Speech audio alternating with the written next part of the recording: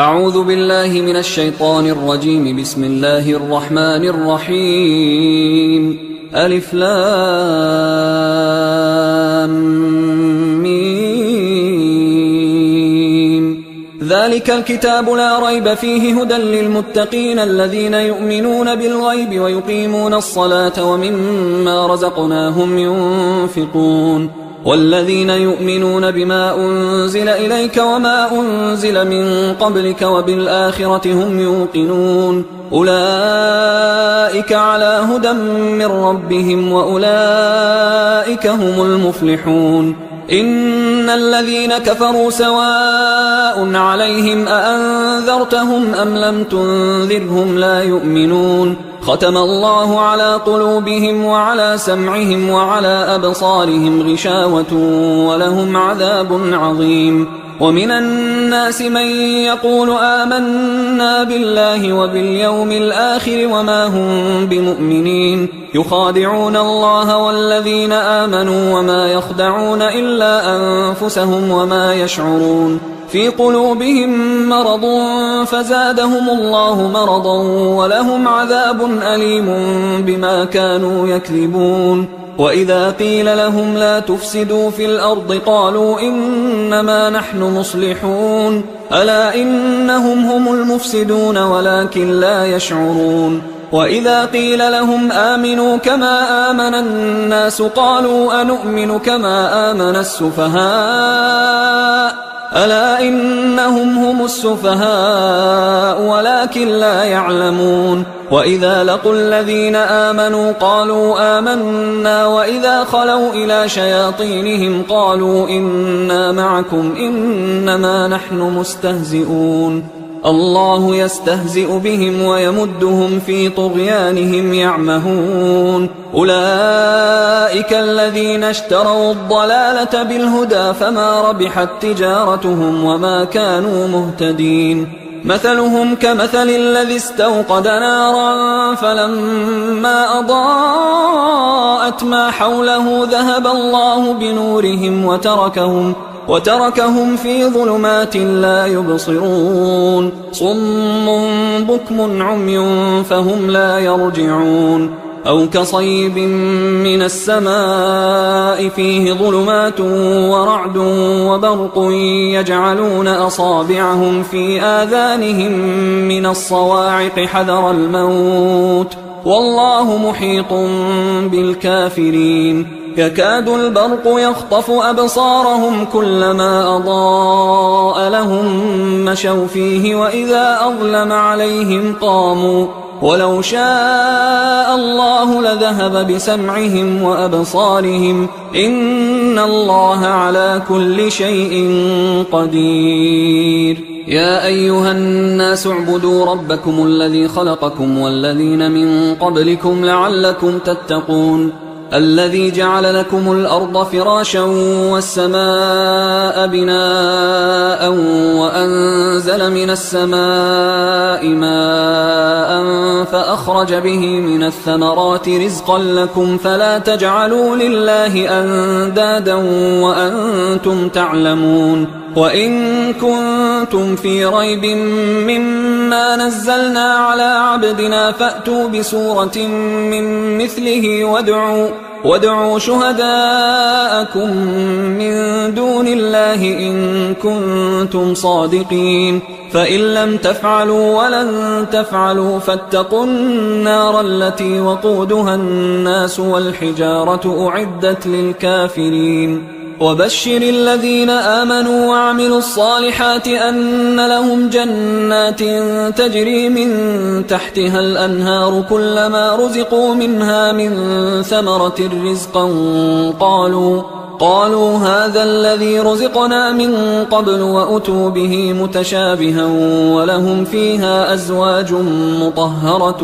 وهم فيها خالدون. إن الله لا يستحيي أن يضرب مثلا ما بعوضة فما فوقها فأما الذين آمنوا فيعلمون أنه الحق من ربهم، وأما الذين كفروا فيقولون ماذا أراد الله بهذا مثلا يضل به كثيرا ويهدي به كثيرا، وما يضل به إلا الفاسقين الذين ينقضون عهد الله من بعد ميثاقه ويقطعون ما أمر الله به أن يوصل ويفسدون في الأرض، أولئك هم الخاسرون. كيف تكفرون بالله وكنتم أمواتا فأحياكم ثم يميتكم ثم يحييكم ثم إليه ترجعون. هو الذي خلق لكم ما في الأرض جميعا ثم استوى إلى السماء فسواهن 7 سماوات وهو بكل شيء عليم. وإذ قال ربك للملائكة إني جاعل في الأرض خليفة قالوا أتجعل فيها من يفسد فيها ويسفك الدماء ونحن نسبح بحمدك ونقدس لك قال إني أعلم ما لا تعلمون. وعلم آدم الأسماء كلها ثم عرضهم على الملائكة فقال أنبئوني بأسماء هؤلاء إن كنتم صادقين. قالوا سبحانك لا علم لنا إلا ما علمتنا إنك أنت العليم الحكيم. قال يا آدم أنبئهم بأسمائهم فلما أنبأهم بأسمائهم قال ألم أقل لكم إني أعلم غيب السماوات والأرض وأعلم ما تبدون وما كنتم تكتمون. وإذ قلنا للملائكة اسجدوا لآدم فسجدوا إلا إبليس أبى واستكبر وكان من الكافرين. وقلنا يا آدم اسكن أنت وزوجك الجنة وكلا منها رغدا حيث شئتما ولا تقربا هذه الشجرة فتكونا من الظالمين. فأزلهما الشيطان عنها فأخرجهما مما كانا فيه وقلنا اهبطوا بعضكم لبعض عدو ولكم في الأرض مستقر ومتاع إلى حين. فتلقى آدم من ربه كلمات فتاب عليه إنه هو التواب الرحيم. قلنا اهبطوا منها جميعا فإما يأتينكم مني هدى فمن تبع هداي فلا خوف عليهم ولا هم يحزنون. والذين كفروا وكذبوا بآياتنا أولئك أصحاب النار هم فيها خالدون. يا بني إسرائيل اذكروا نعمتي التي أنعمت عليكم وأوفوا بعهدي أوف بعهدكم وإياي فارهبون. وآمنوا بما أنزلت مصدقا لما معكم ولا تكونوا أول كافر به ولا تشتروا بآياتي ثمنا قليلا وإياي فاتقون. ولا تلبسوا الحق بالباطل وتكتموا الحق وأنتم تعلمون. وأقيموا الصلاة وآتوا الزكاة واركعوا مع الراكعين. أتأمرون الناس بالبر وتنسون أنفسكم وأنتم تتلون الكتاب أفلا تعقلون. واستعينوا بالصبر والصلاة وإنها لكبيرة إلا على الخاشعين الذين يظنون أنهم ملاقو ربهم وأنهم إليه راجعون. يا بني إسرائيل اذكروا نعمتي التي أنعمت عليكم وأني فضلتكم على العالمين. واتقوا يوما لا تجزي نفس عن نفس شيئا ولا يقبل منها شفاعة ولا يؤخذ منها عدل ولا هم ينصرون. وإذ نجيناكم من آل فرعون يسومونكم سوء العذاب يذبحون أبناءكم ويستحيون نساءكم وفي ذلكم بلاء من ربكم عظيم. وإذ فرقنا بكم البحر فأنجيناكم وأغرقنا آل فرعون وأنتم تنظرون. وإذ واعدنا موسى 40 ليلة ثم اتخذتم العجل من بعده وأنتم ظالمون. ثم عفونا عنكم من بعد ذلك لعلكم تشكرون وإذ آتينا موسى الكتاب والفرقان لعلكم تهتدون وإذ قال موسى لقومه يا قوم إنكم ظلمتم أنفسكم باتخاذكم العجل فتوبوا إلى بارئكم فاقتلوا أنفسكم ذلكم خير لكم عند بارئكم فتاب عليكم إنه هو التواب الرحيم وإذ قلتم يا موسى لن نؤمن لك حتى نرى الله جهرة فأخذتكم الصاعقة وأنتم تنظرون ثم بعثناكم من بعد موتكم لعلكم تشكرون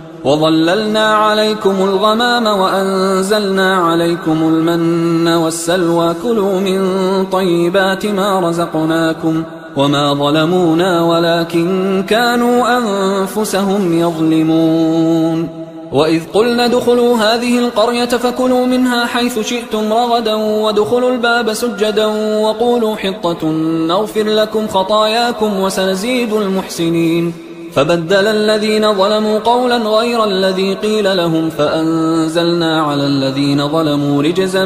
من السماء بما كانوا يفسقون وإذ استسقى موسى لقومه فقلنا اضرب بعصاك الحجر فانفجرت منه 12 عينا قد علم كل أناس مشربهم كلوا واشربوا من رزق الله ولا تعثوا في الأرض مفسدين وإذ قلتم يا موسى لن نصبر على طعام واحد فادع لنا ربك يخرج لنا مما تنبت الأرض من بقلها وقثائها وفومها وعدسها وبصلها قال أتستبدلون الذي هو أدنى بالذي هو خير اهبطوا مصرا فإن لكم ما سألتم وضربت عليهم الذلة والمسكنة وباءوا بغضب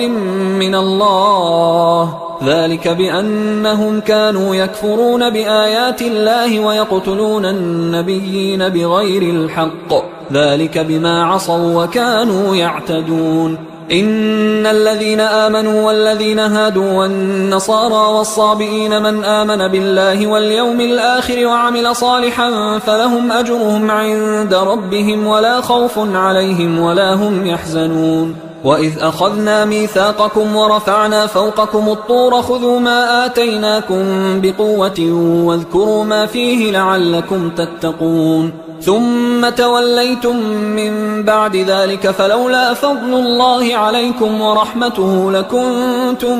من الخاسرين ولقد علمتم الذين اعتدوا منكم في السبت فقلنا لهم كونوا قردة خاسئين فجعلناها نكالا لما بين يديها وما خلفها وموعظة للمتقين وإذ قال موسى لقومه إن الله يأمركم أن تذبحوا بقرة قالوا أتتخذنا هزوا قال أعوذ بالله أن أكون من الجاهلين قالوا ادع لنا ربك يبين لنا ما هي قال إنه يقول إنها بقرة لا فارض ولا بكر عوان بين ذلك فافعلوا ما تؤمرون قالوا ادع لنا ربك يبين لنا ما لونها قال إنه يقول إنها بقرة صفراء فاقع لونها تسر الناظرين قالوا ادع لنا ربك يبين لنا ما هي إن البقرة شابه علينا وإنا إن شاء الله لمهتدون قال إنه يقول إنها بقرة لا ذلول تثير الأرض ولا تسقي الحرث مسلمة لا شية فيها قالوا الآن جئت بالحق فذبحوها وما كادوا يفعلون وإذ قتلتم نفسا فادارأتم فيها والله مخرج ما كنتم تكتمون فقلنا اضربوه ببعضها كذلك يحيي الله الموتى ويريكم آياته لعلكم تعقلون ثم قست قلوبكم من بعد ذلك فهي كالحجارة أو أشد قسوة وإن من الحجارة لما يتفجر منه الأنهار وإن منها لما يشقق فيخرج منه الماء وإن منها لما يهبط من خشية الله وما الله بغافل عما تعملون أفتطمعون أن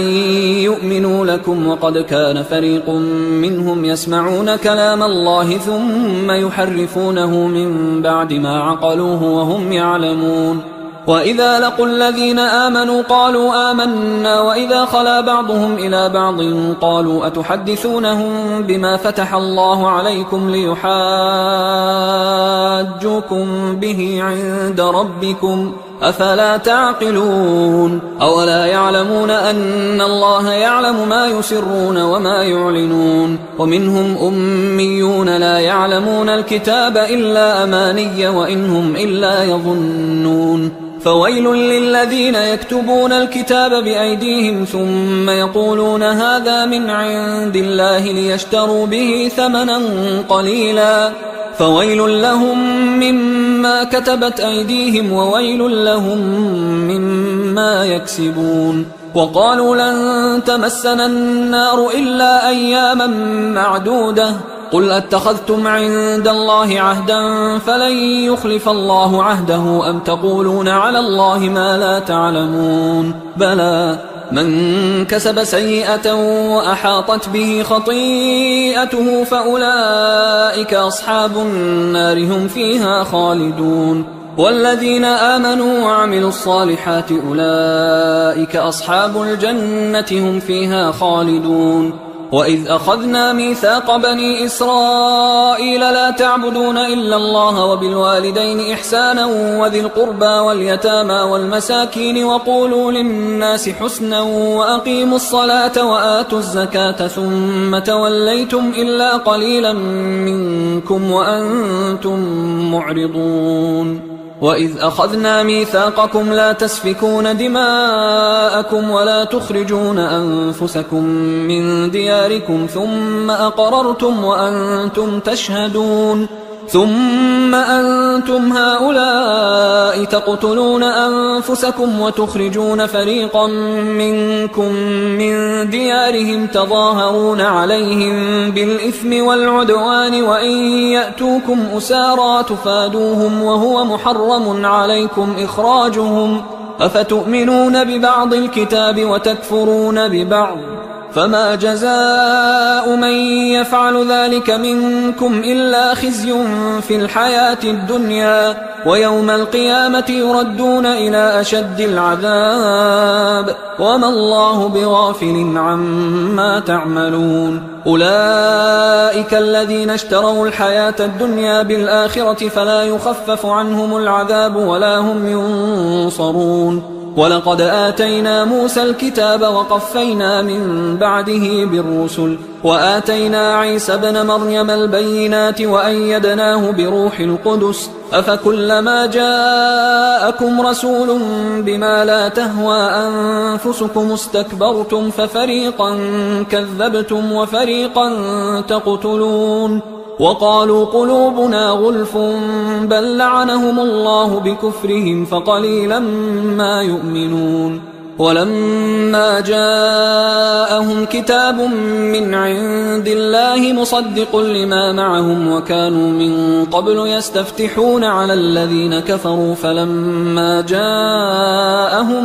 ما عرفوا كفروا به فلعنة الله على الكافرين بئس ما اشتروا به أنفسهم أن يكفروا بما أنزل الله بغيا أن ينزل الله من فضله على من يشاء من عباده فباءوا بغضب على غضب وللكافرين عذاب مهين وإذا قيل لهم آمنوا بما أنزل الله قالوا نؤمن بما أنزل علينا ويكفرون بما وراءه وهو الحق مصدقا لما معهم قل فلم تقتلون أنبياء الله من قبل إن كنتم مؤمنين ولقد جاءكم موسى بالبينات ثم اتخذتم العجل من بعده وأنتم ظالمون وإذ أخذنا ميثاقكم ورفعنا فوقكم الطور خذوا ما آتيناكم بقوة واسمعوا قالوا سمعنا وعصينا وأشربوا في قلوبهم العجل بكفرهم قل بئس ما يأمركم به إيمانكم إن كنتم مؤمنين قل إن كانت لكم الدار الآخرة عند الله خالصة من دون الناس فتمنوا الموت إن كنتم صادقين ولن يتمنوه أبدا بما قدمت أيديهم والله عليم بالظالمين ولتجدنهم أحرص الناس على حياة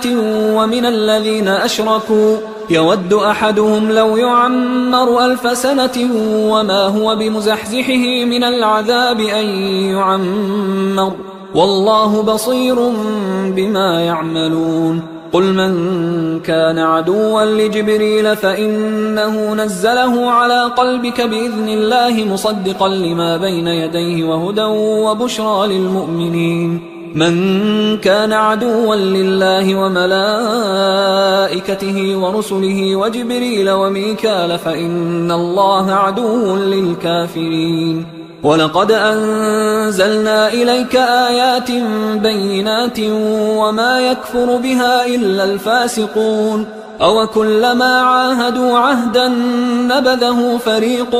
منهم بل أكثرهم لا يؤمنون ولما جاءهم رسول من عند الله مصدق لما معهم نبذ فريق من الذين أوتوا الكتاب كتاب الله وراء ظهورهم كأنهم لا يعلمون واتبعوا ما تتلو الشياطين على ملك سليمان وما كفر سليمان ولكن الشياطين كفروا يعلمون الناس السحر وما أنزل على الملكين ببابل هاروت وماروت وما يعلمان من أحد حتى يقولا إنما نحن فتنة فلا تكفر فيتعلمون منهما ما يفرقون به بين المرء وزوجه وما هم بضارين به من أحد إلا بإذن الله ويتعلمون ما يضرهم ولا ينفعهم ولقد علموا لمن اشتراه ما له في الآخرة من خلاق ولبئس ما شروا به أنفسهم لو كانوا يعلمون ولو أنهم آمنوا واتقوا لمثوبة من عند الله خير لو كانوا يعلمون يا أيها الذين آمنوا لا تقولوا راعنا وقولوا انظرنا واسمعوا وللكافرين عذاب أليم ما يود الذين كفروا من أهل الكتاب ولا المشركين أن ينزل عليكم من خير من ربكم والله يختص برحمته من يشاء والله ذو الفضل العظيم ما ننسخ من آية أو ننسها نأت بخير منها أو مثلها ألم تعلم أن الله على كل شيء قدير ألم تعلم أن الله له ملك السماوات والأرض وما لكم من دون الله من ولي ولا نصير أم تريدون أن تسألوا رسولكم كما سئل موسى من قبل ومن يتبدل الكفر بالإيمان فقد ضل سواء السبيل ود كثير من أهل الكتاب لو يردونكم من بعد إيمانكم كفارا حسدا من عند أنفسهم من بعد ما تبين لهم الحق فاعفوا واصفحوا حتى يأتي الله بأمره إن الله على كل شيء قدير وأقيموا الصلاة وآتوا الزكاة وما تقدموا لأنفسكم من خير تجدوه عند الله إن الله بما تعملون بصير وقالوا لن يدخل الجنة إلا من كان هودا أو نصارى تلك أمانيهم قل هاتوا برهانكم إن كنتم صادقين بلى من أسلم وجهه لله وهو محسن فله أجره عند ربه ولا خوف عليهم ولا هم يحزنون وقالت اليهود ليست النصارى على شيء وقالت النصارى ليست اليهود على شيء وهم يتلون الكتاب كذلك قال الذين لا يعلمون مثل قولهم فالله يحكم بينهم يوم القيامة فيما كانوا فيه يختلفون ومن أظلم ممن منع مساجد الله أن يذكر فيها اسمه وسعى في خرابها أولئك ما كان لهم أن يدخلوها إلا خائفين لهم في الدنيا خزي ولهم في الآخرة عذاب عظيم ولله المشرق والمغرب فأينما تولوا فثم وجه الله إن الله واسع عليم وقالوا اتخذ الله ولدا سبحانه بل له ما في السماوات والأرض كل له قانتون بديع السماوات والأرض وإذا قضى أمرا فإنما يقول له كن فيكون وقال الذين لا يعلمون لولا يكلمنا الله أو تأتينا آية كذلك قال الذين من قبلهم مثل قولهم تشابهت قلوبهم قد بينا الآيات لقوم يوقنون إنا أرسلناك بالحق بشيرا ونذيرا ولا تسأل عن أصحاب الجحيم ولن ترضى عنك اليهود ولا النصارى حتى تتبع ملتهم قل إن هدى الله هو الهدى ولئن اتبعت أهواءهم بعد الذي جاءك من العلم ما لك من الله من ولي ولا نصير الذين آتيناهم الكتاب يتلونه حق تلاوته أولئك يؤمنون به ومن يكفر به فأولئك هم الخاسرون يا بني إسرائيل اذكروا نعمتي التي أنعمت عليكم وأني فضلتكم على العالمين واتقوا يوما لا تجزي نفس عن نفس شيئا ولا يقبل منها عدل ولا تنفعها شفاعة ولا هم ينصرون وإذ ابتلى إبراهيم ربه بكلمات فأتمهن قال إني جاعلك للناس إماما قال ومن ذريتي قال لا ينال عهد الظالمين وإذ جعلنا البيت مثابة للناس وأمنا واتخذوا من مقام إبراهيم مصلى وعهدنا إلى إبراهيم وإسماعيل أن طهرا بيتي للطائفين والعاكفين والركع السجود وإذ قال إبراهيم رب اجعل هذا بلدا آمنا وارزق أهله من الثمرات من آمن منهم بالله واليوم الآخر قال ومن كفر فأمتعه قليلا ثم أضطره إلى عذاب النار وبئس المصير وإذ يرفع إبراهيم القواعد من البيت وإسماعيل ربنا تقبل منا إنك أنت السميع العليم ربنا وجعلنا مسلمين لك ومن ذريتنا أمة مسلمة لك وأرنا مناسكنا وتب علينا إنك أنت التواب الرحيم ربنا وبعث فيهم رسولا منهم يتلو عليهم آياتك ويعلمهم الكتاب والحكمة ويزكيهم إنك أنت العزيز الحكيم ومن يرغب عن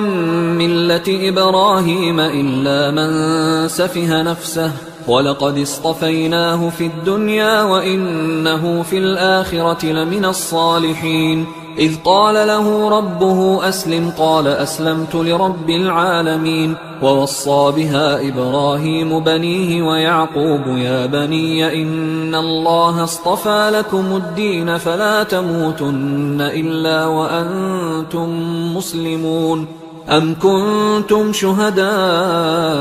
إذ حضر يعقوب الموت إذ قال لبنيه ما تعبدون من بعدي قالوا نعبد إلهك وإله آبائك إبراهيم وإسماعيل وإسحاق إلها واحدا ونحن له مسلمون. تلك أمة قد خلت لها ما كسبت ولكم ما كسبتم ولا تسألون عما كانوا يعملون. وقالوا كونوا هودا أو نصارى تهتدوا قل بل ملة إبراهيم حنيفا وما كان من المشركين. قولوا آمنا بالله وما أنزل إلينا وما أنزل إلى إبراهيم وإسماعيل وإسحاق ويعقوب والأسباط وما أوتي موسى وعيسى وما أوتي النبيون من ربهم لا نفرق بين أحد منهم ونحن له مسلمون. فإن آمنوا بمثل ما آمنتم به فقد اهتدوا وإن تولوا فإنما هم في شقاق فسيكفيكهم الله وهو السميع العليم. صبغة الله ومن أحسن من الله صبغة ونحن له عابدون. قل أتحاجوننا في الله وهو ربنا وربكم ولنا أعمالنا ولكم أعمالكم ونحن له مخلصون. أم تقولون إن إبراهيم وإسماعيل وإسحاق ويعقوب والأسباط كانوا هودا أو نصارى قل أأنتم أعلم أم الله ومن أظلم ممن كتم شهادة عنده من الله وما الله بغافل عما تعملون. تلك أمة قد خلت لها ما كسبت ولكم ما كسبتم ولا تسألون عما كانوا يعملون. سيقول السفهاء من الناس ما ولاهم عن قبلتهم التي كانوا عليها قل لله المشرق والمغرب يهدي من يشاء إلى صراط مستقيم. وكذلك جعلناكم أمة وسطا لتكونوا شهداء على الناس ويكون الرسول عليكم شهيدا. وما جعلنا القبلة التي كنت عليها إلا لنعلم من يتبع الرسول ممن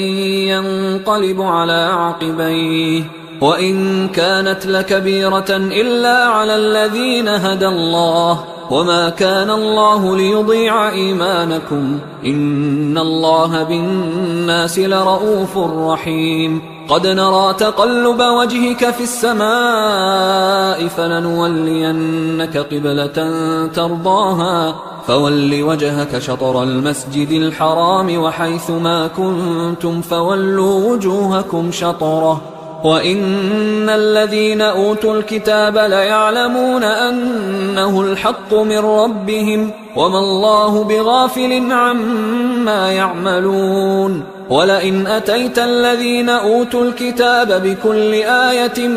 ما تبعوا قبلتك وما أنت بتابع قبلتهم وما بعضهم بتابع قبلة بعض ولئن اتبعت أهواءهم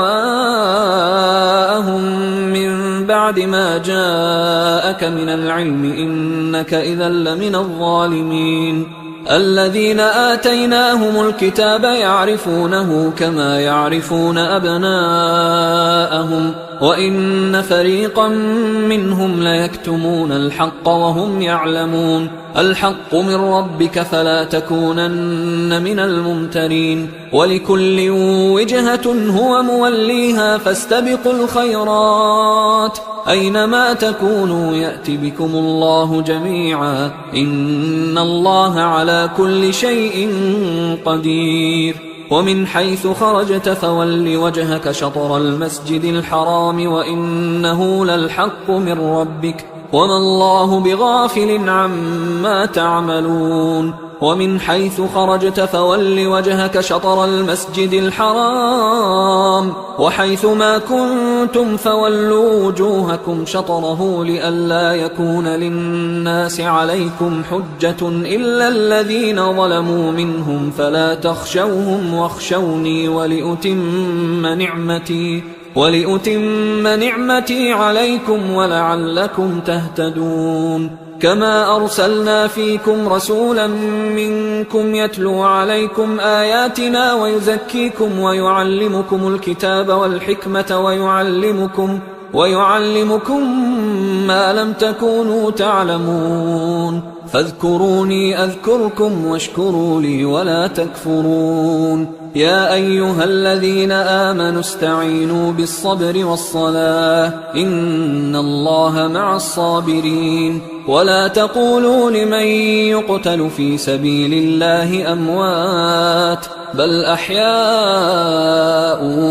ولكن لا تشعرون ولنبلونكم بشيء من الخوف والجوع ونقص من الأموال والأنفس والثمرات وبشر الصابرين الذين إذا أصابتهم مصيبة قالوا إنا لله وإنا إليه راجعون أولئك عليهم صلوات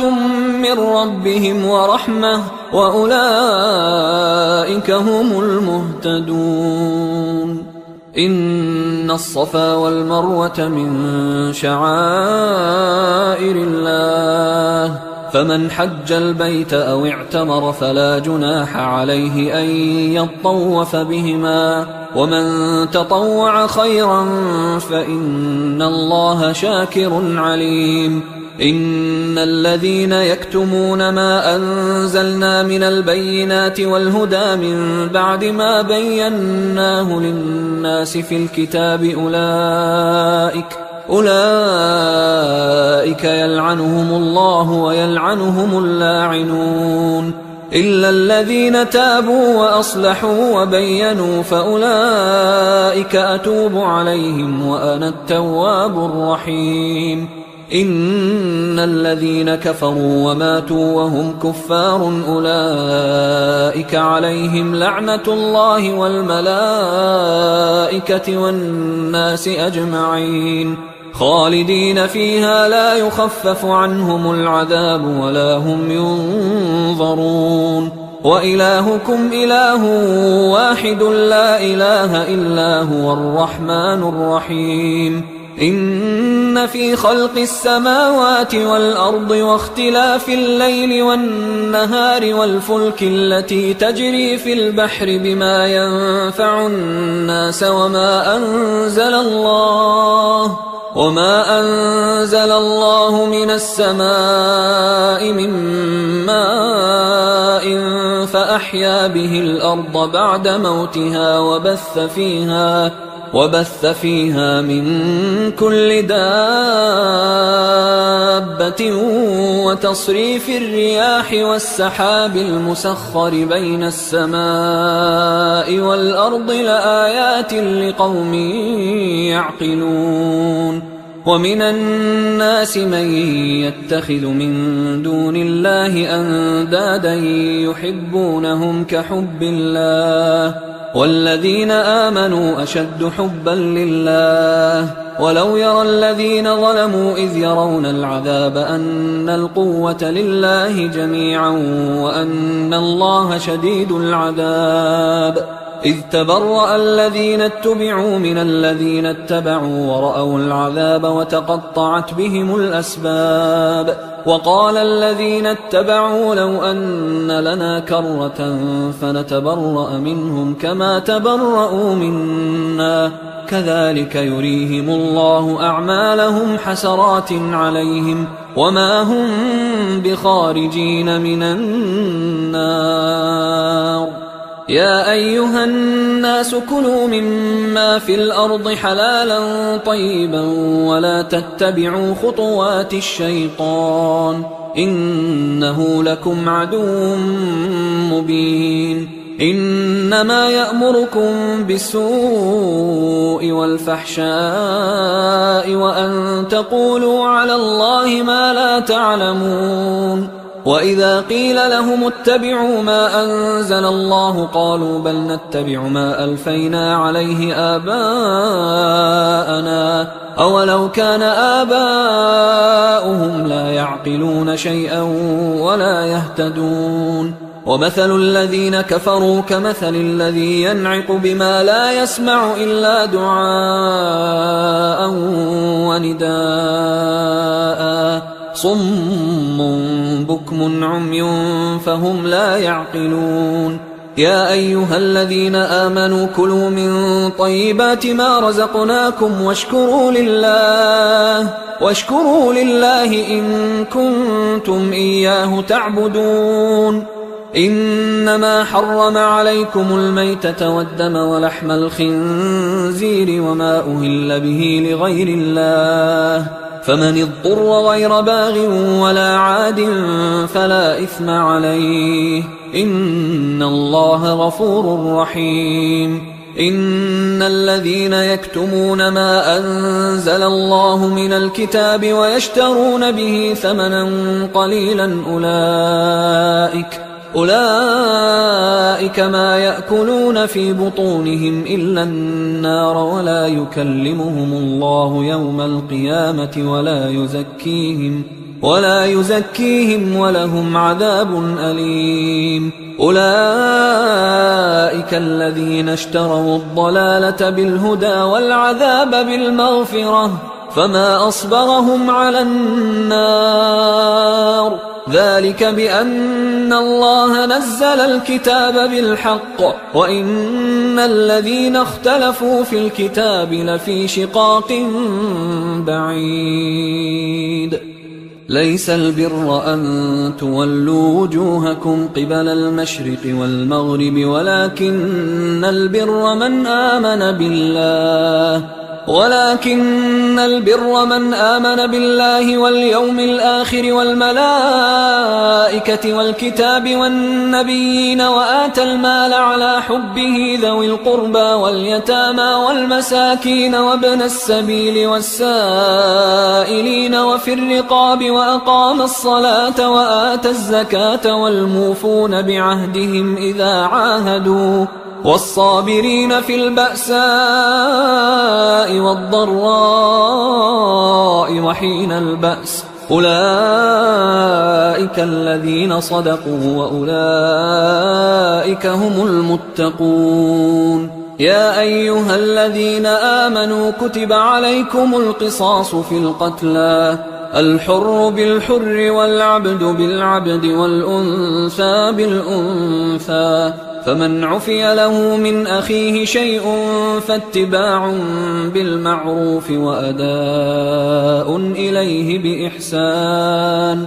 ذلك تخفيف من ربكم ورحمة فمن اعتدى بعد ذلك فله عذاب أليم. ولكم في القصاص حياة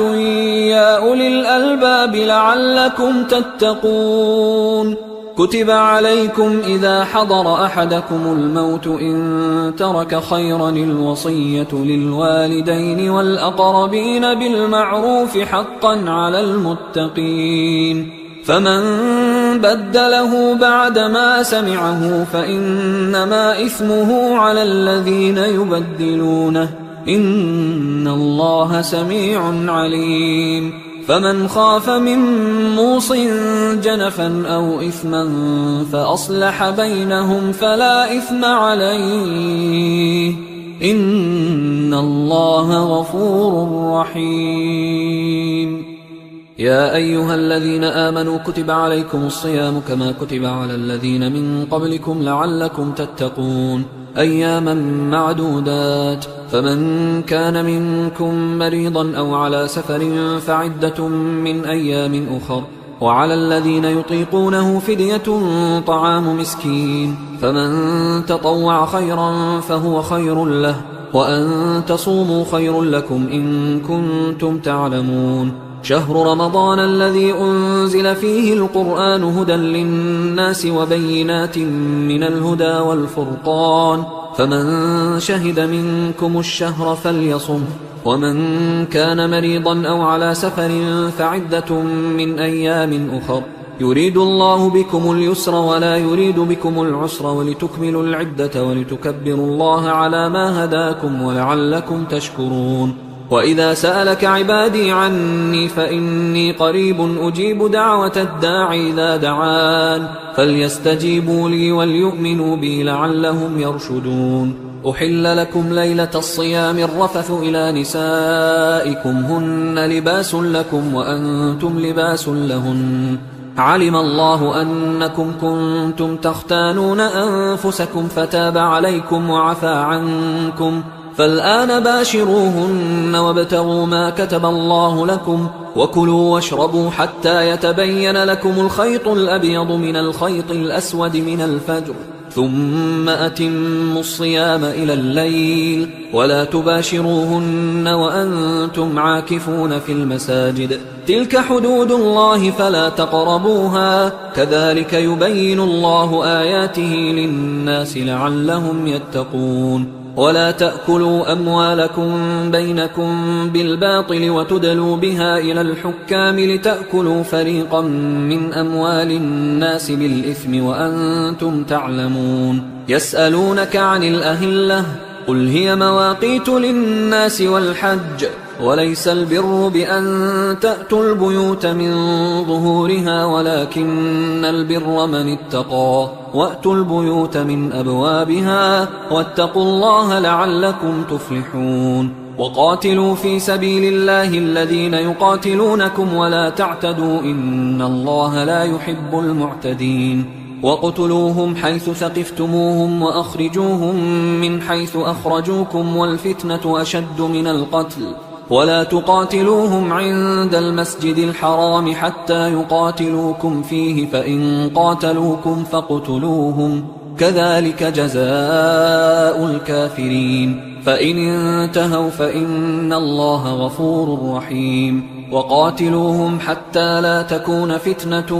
ويكون الدين لله، فإن انتهوا فلا عدوان إلا على الظالمين. الشهر الحرام بالشهر الحرام والحرمات قصاص، فمن اعتدى عليكم فاعتدوا عليه بمثل ما اعتدى عليكم، واتقوا الله واعلموا أن الله مع المتقين. وأنفقوا في سبيل الله ولا تلقوا بأيديكم إلى التهلكة وأحسنوا إن الله يحب المحسنين. وأتموا الحج والعمرة لله، فإن أحصرتم فما استيسر من الهدي، ولا تحلقوا رؤوسكم حتى يبلغ الهدي محله، فمن كان منكم مريضا أو به أذى من رأسه ففدية من صيام أو صدقة أو نسك، فإذا أمنتم فمن تمتع بالعمرة إلى الحج فما استيسر من الهدي، فمن لم يجد فصيام 3 أيام في الحج و7 إذا رجعتم، تلك 10 كاملة، ذلك لمن لم يكن أهله حاضر المسجد الحرام. واتقوا الله واعلموا أن الله شديد العقاب. الحج أشهر معلومات، فمن فرض فيهن الحج فلا رفث ولا فسوق ولا جدال في الحج وما تفعلوا من خير يعلمه الله وتزودوا فإن خير الزاد التقوى واتقون يا أولي الألباب ليس عليكم جناح أن تبتغوا فضلا من ربكم فإذا أفضتم من عرفات فاذكروا الله عند المشعر الحرام واذكروه كما هداكم وإن كنتم من قبله لمن الضالين ثم أفيضوا من حيث أفاض الناس واستغفروا الله إن الله غفور رحيم فإذا قضيتم مناسككم فاذكروا الله كذكركم آباءكم أو أشد ذكرا فمن الناس من يقول ربنا آتنا في الدنيا وما له في الآخرة من خلاق ومنهم من يقول ربنا آتنا في الدنيا حسنة وفي الآخرة حسنة وقنا عذاب النار أولئك لهم نصيب مما كسبوا والله سريع الحساب واذكروا الله في أيام معدودات فمن تعجل في يومين فلا إثم عليه ومن تأخر فلا إثم عليه لمن اتقى واتقوا الله واعلموا أنكم إليه تحشرون ومن الناس من يعجبك قوله في الحياة الدنيا ويشهد الله على ما في قلبه وهو ألد الخصام وإذا تولى سعى في الأرض ليفسد فيها ويهلك الحرث والنسل والله لا يحب الفساد وإذا قيل له اتق الله أخذته العزة بالإثم فحسبه جهنم ولبئس المهاد ومن الناس من يشري نفسه ابتغاء مرضات الله والله رؤوف بالعباد يا أيها الذين آمنوا ادخلوا في السلم كافة ولا تتبعوا خطوات الشيطان إنه لكم عدو مبين فإن زللتم من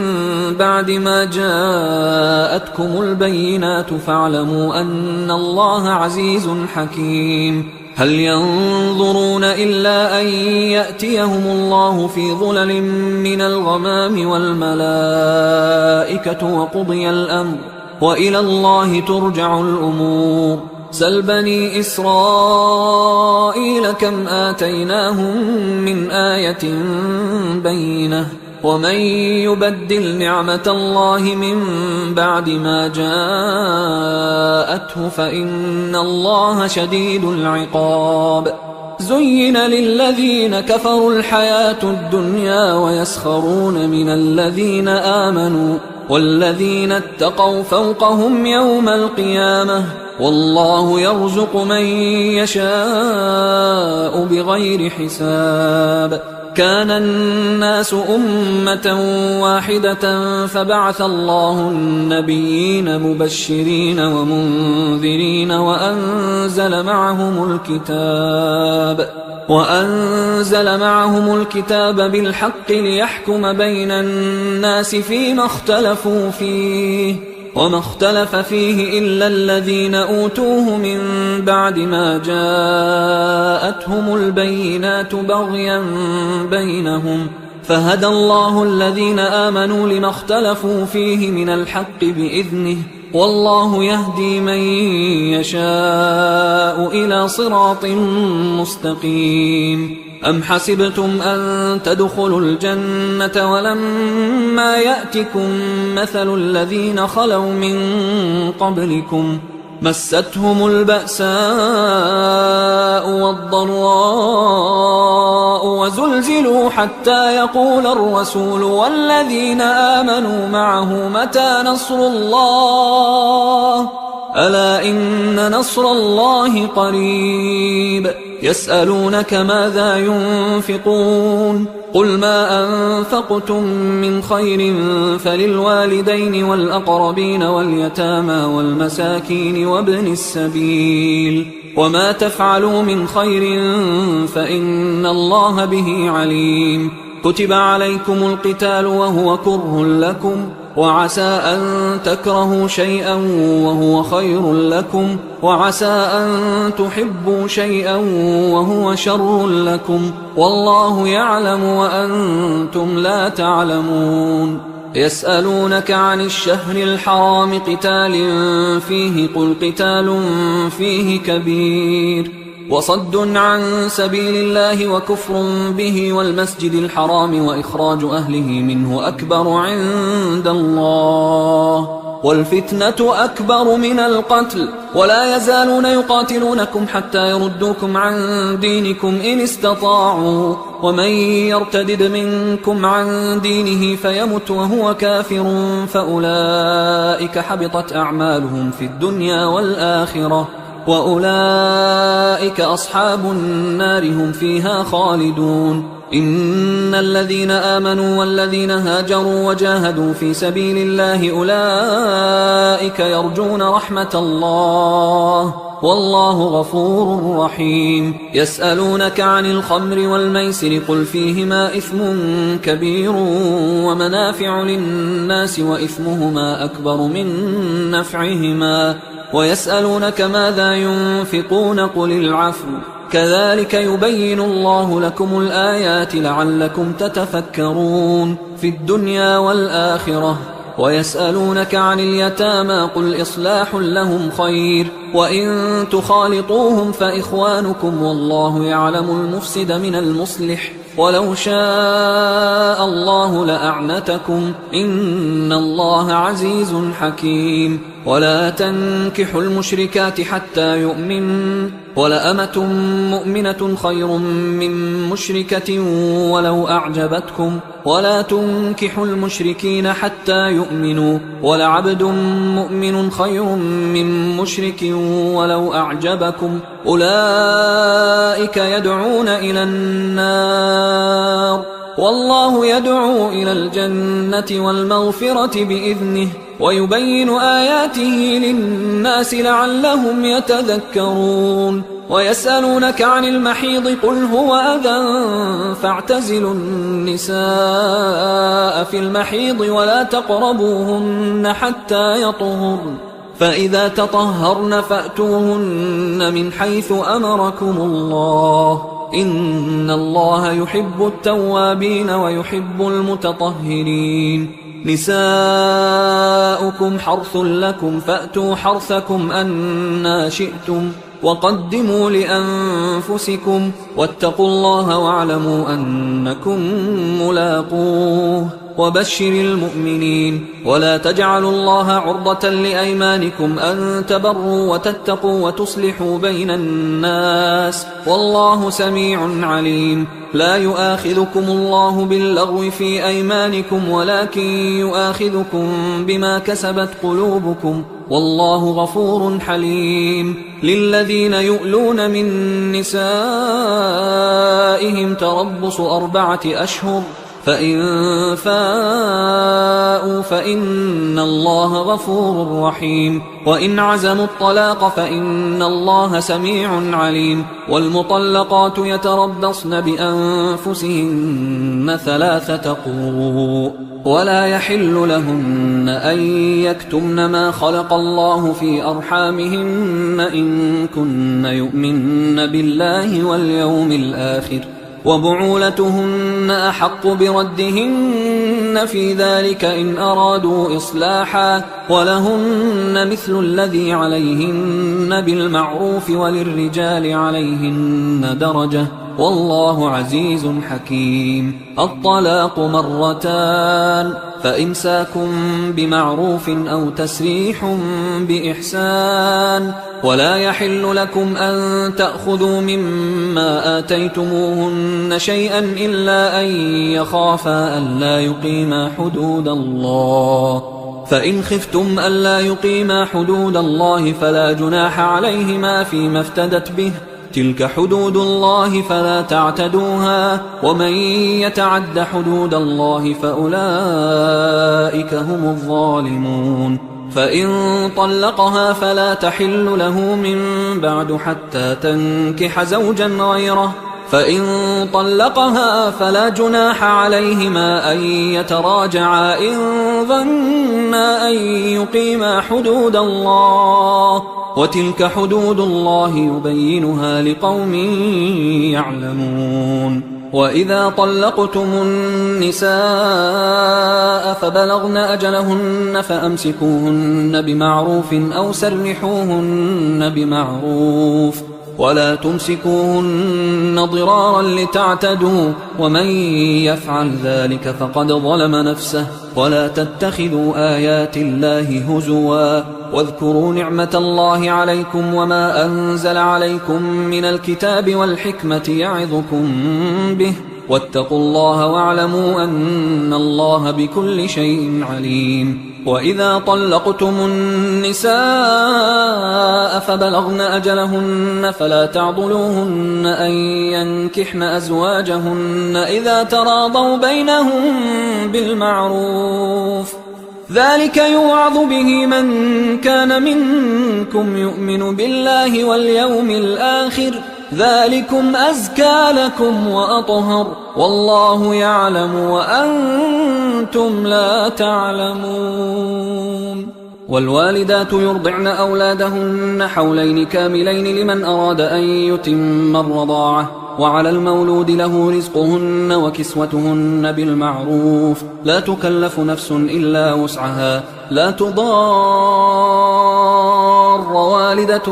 بولدها ولا مولود له بولده، وعلى الوارث مثل ذلك، فإن أرادا فصالا عن تراض منهما وتشاور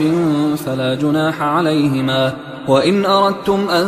تسترضعوا أولادكم فلا جناح عليكم إذا سلمتم ما آتيتم بالمعروف، واتقوا الله واعلموا أن الله بما تعملون بصير. والذين يتوفون منكم ويذرون أزواجا يتربصن بأنفسهن 4 أشهر و10، فإذا بلغن أجلهن فلا جناح عليكم فيما فعلن في أنفسهن بالمعروف، والله بما تعملون خبير. ولا جناح عليكم فيما عرضتم به من خطبة النساء أو أكننتم في أنفسكم، علم الله أنكم ستذكرونهن ولكن لا تواعدوهن سرا إلا أن تقولوا قولا معروفا، ولا تعزموا عقدة النكاح حتى يبلغ الكتاب أجله، واعلموا أن الله يعلم ما في أنفسكم فاحذروه، واعلموا أن الله غفور حليم. لا جناح عليكم إن طلقتم النساء ما لم تمسوهن أو تفرضوا لهن فريضة، ومتعوهن على الموسع قدره وعلى المقتر قدره متاعا بالمعروف حقا على المحسنين. وإن طلقتموهن من قبل أن تمسوهن وقد فرضتم لهن فريضة فنصف ما فرضتم إلا أن يعفون أو يعفو الذي بيده عقدة النكاح، وأن تعفوا أقرب للتقوى، ولا تنسوا الفضل بينكم، إن الله بما تعملون بصير. حافظوا على الصلوات والصلاة الوسطى وقوموا لله قانتين، فإن خفتم فرجالا أو ركبانا، فإذا أمنتم فاذكروا الله كما علمكم ما لم تكونوا تعلمون. والذين يتوفون منكم ويذرون أزواجا وصية لأزواجهم متاعا إلى الحول غير إخراج، فإن خرجن فلا جناح عليكم فيما فعلن في أنفسهن من معروف، والله عزيز حكيم. وللمطلقات متاع بالمعروف حقا على المتقين، كذلك يبين الله لكم آياته لعلكم تعقلون. ألم تر إلى الذين خرجوا من ديارهم وهم ألوف حذر الموت فقال لهم الله موتوا ثم أحياهم، إن الله لذو فضل على الناس ولكن أكثر الناس لا يشكرون. وقاتلوا في سبيل الله واعلموا أن الله سميع عليم. من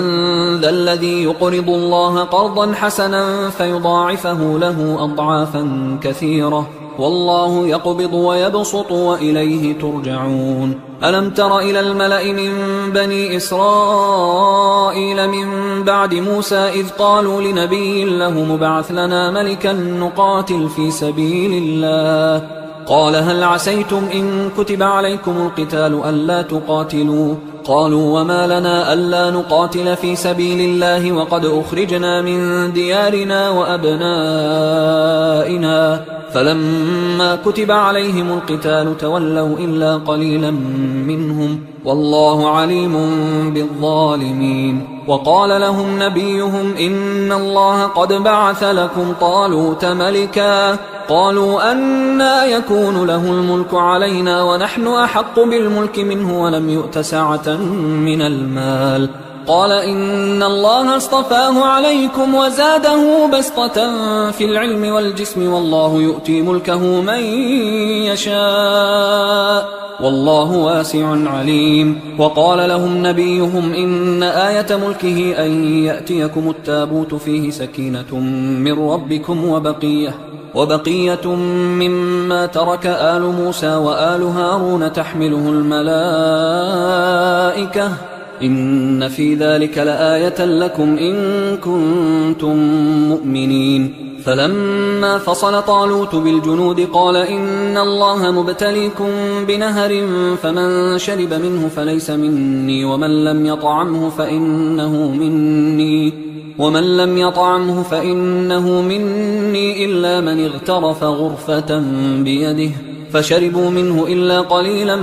منهم. فلما جاوزه هو والذين آمنوا معه قالوا لا طاقة لنا اليوم بجالوت وجنوده. قال الذين يظنون أنهم ملاقوا الله كم من فئة قليلة غلبت فئة كثيرة بإذن الله والله مع الصابرين. ولما برزوا لجالوت وجنوده قالوا ربنا أفرغ علينا صبرا وثبت أقدامنا وانصرنا على القوم الكافرين، فهزموهم بإذن الله. وقتل داود جالوت وآتاه الله الملك والحكمة وعلمه مما يشاء، ولولا دفع الله الناس بعضهم ببعض لفسدت الأرض ولكن الله ذو فضل على العالمين. تلك آيات الله نتلوها عليك بالحق وإنك لمن المرسلين. تلك الرسل فضلنا بعضهم على بعض،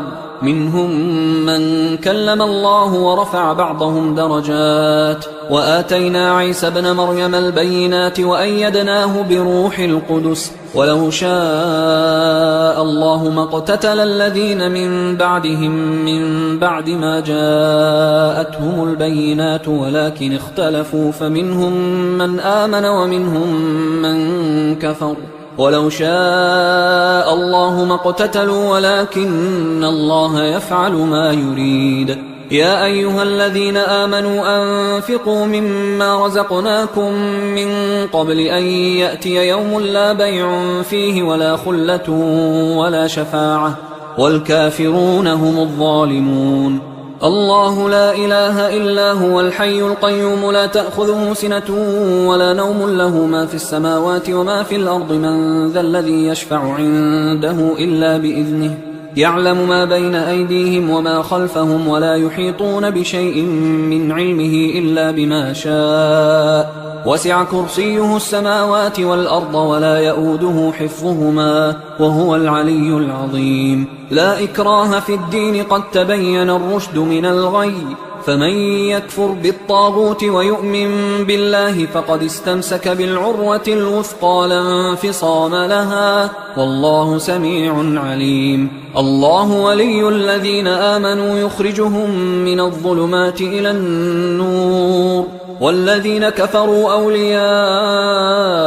الطاغوت يخرجونهم من النور إلى الظلمات، أولئك أصحاب النار هم فيها خالدون. ألم تر إلى الذي حاج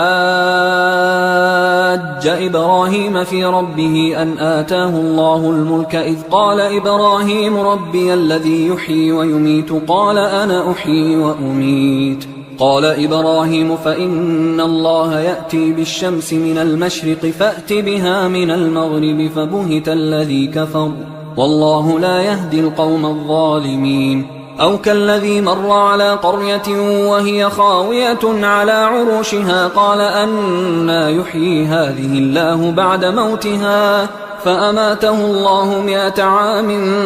ثم بعثه قال كم لبثت؟ قال لبثت يوما أو بعض يوم. قال بل لبثت 100 عام فانظر إلى طعامك وشرابك لم يتسنه وانظر إلى حمارك ولنجعلك آية للناس وانظر إلى العظام كيف ننشزها ثم نكسوها لحما فلما تبين له قال أعلم أن الله على كل شيء قدير. وإذ قال إبراهيم رب أرني كيف تحيي الموتى قال أولم تؤمن قال بلى ولكن ليطمئن قلبي قال فخذ 4 من الطير فصرهن إليك ثم اجعل على كل جبل منهن جزءا ثم ادعهن يأتينك سعيا واعلم أن الله عزيز حكيم. مثل الذين ينفقون أموالهم في سبيل الله كمثل حبة أنبتت 7 سنابل في كل سنبلة 100 حبة والله يضاعف لمن يشاء والله واسع عليم. الذين ينفقون أموالهم في سبيل الله ثم لا يتبعون ما أنفقوا منا ولا أذى لهم أجرهم عند ربهم ولا خوف عليهم ولا هم يحزنون. قول معروف ومغفرة خير من صدقة يتبعها أذى والله غني حليم. يا أيها الذين آمنوا لا تبطلوا صدقاتكم بالمن والأذى كالذي ينفق ماله رئاء الناس ولا يؤمن بالله واليوم الآخر فمثله كمثل صفوان عليه تراب فأصابه وابل فتركه صلدا لا يقدرون على شيء مما كسبوا والله لا يهدي القوم الكافرين. ومثل الذين ينفقون أموالهم ابتغاء مرضات الله وتثبيتا من أنفسهم كمثل جنة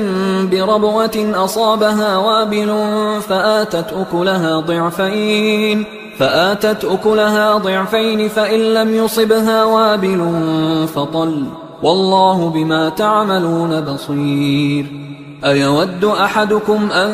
تكون له جنة من نخيل وأعناب تجري من تحتها الأنهار له فيها من كل الثمرات وأصابه الكبر وله ذرية ضعفاء فأصابها إعصار فيه نار فاحترقت كذلك يبين الله لكم الآيات لعلكم تتفكرون. يا أيها الذين آمنوا أنفقوا من طيبات ما كسبتم ومما أخرجنا لكم من الأرض ولا تيمموا الخبيث منه تنفقون ولستم بآخذيه إلا أن تغمضوا فيه واعلموا أن الله غني حميد. الشيطان يعدكم الفقر ويأمركم بالفحشاء والله يعدكم مغفرة منه وفضلا والله واسع عليم. يؤتي الحكمة من يشاء ومن يؤت الحكمة فقد أوتي خيرا كثيرا وما يذكر إلا أولو الألباب. وما أنفقتم من نفقة أو نذرتم من نذر فإن الله يعلمه وما للظالمين من أنصار.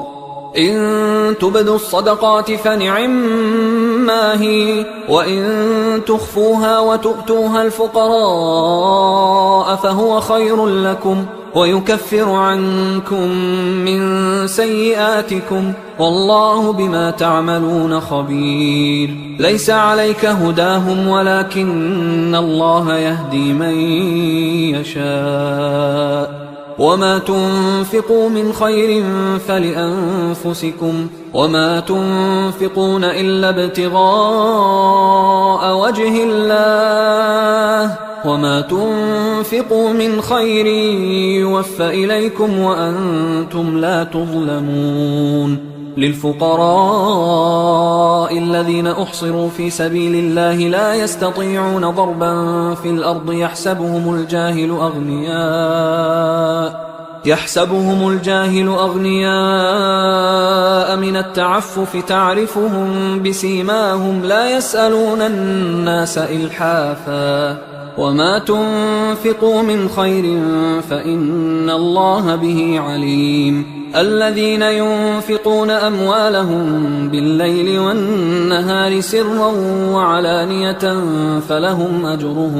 فلهم أجرهم عند ربهم ولا خوف عليهم ولا هم يحزنون. الذين يأكلون الربا لا يقومون إلا كما يقوم الذي يتخبطه الشيطان من المس ذلك بأنهم قالوا إنما البيع مثل الربا وأحل الله البيع وحرم الربا. فمن جاءه موعظة